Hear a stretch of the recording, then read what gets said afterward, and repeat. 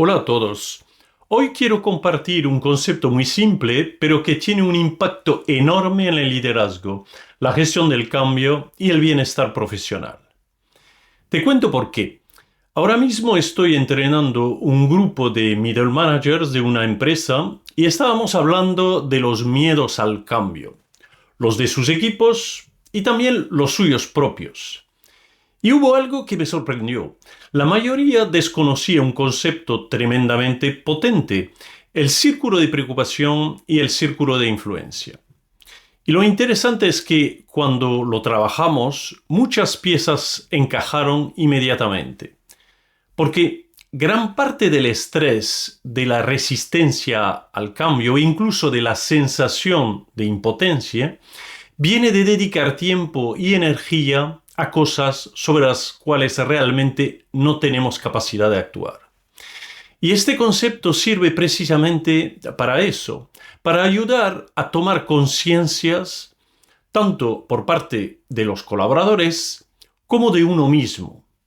Porque muchas veces no tenemos demasiados problemas, tenemos demasiadas preocupaciones mal colocadas.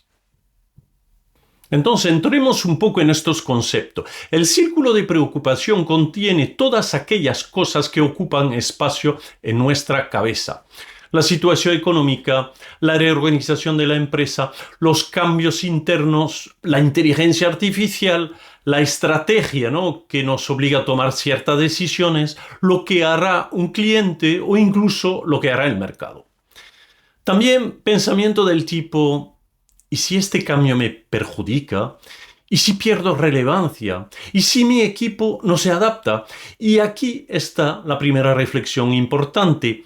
Que algo te preocupe no significa que tengas capacidad de actuar sobre ello. Y confundimos constantemente ambas cosas. Dentro del círculo de preocupación existe un espacio más pequeño, el círculo de influencia. Y aquí están las cosas sobre las que realmente sí puedes actuar. Pongamos un ejemplo muy habitual en empresa. Imagina una reorganización interna.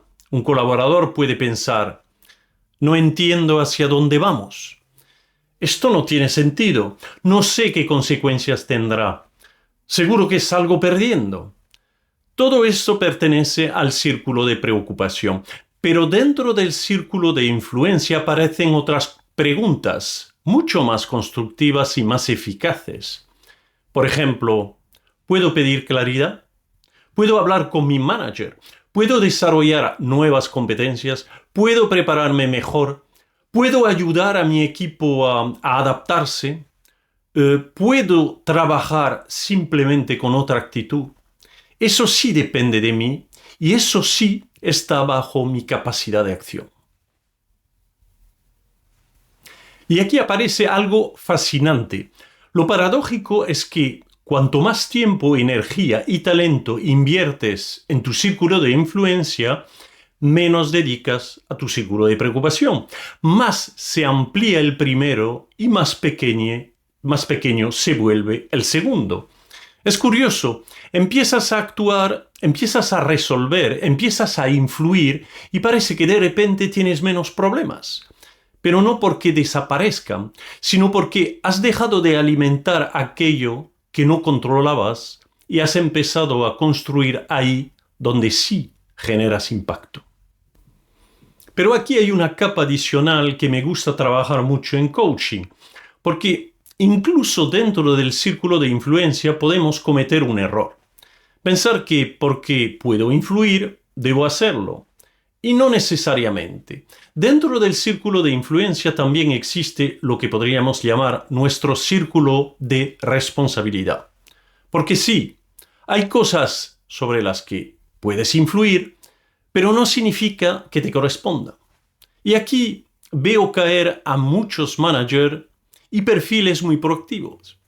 La iniciativa malentendida. Personas que entran en problemas que no son suyos, que intervienen donde otro debería liderar, que opinan sobre responsabilidades ajenas o que intentan resolver temas que corresponden a otras personas. Y normalmente lo hacen con muy buena intención. Ahí no está el problema, pero las consecuencias suelen ser otras.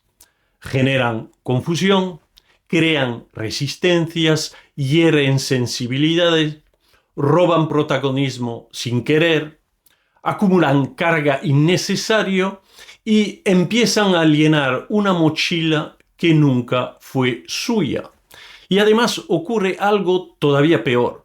Consumen tiempo, energía y talento fuera de su foco. Y eso perjudica precisamente aquello que querían ampliar, su círculo de influencia.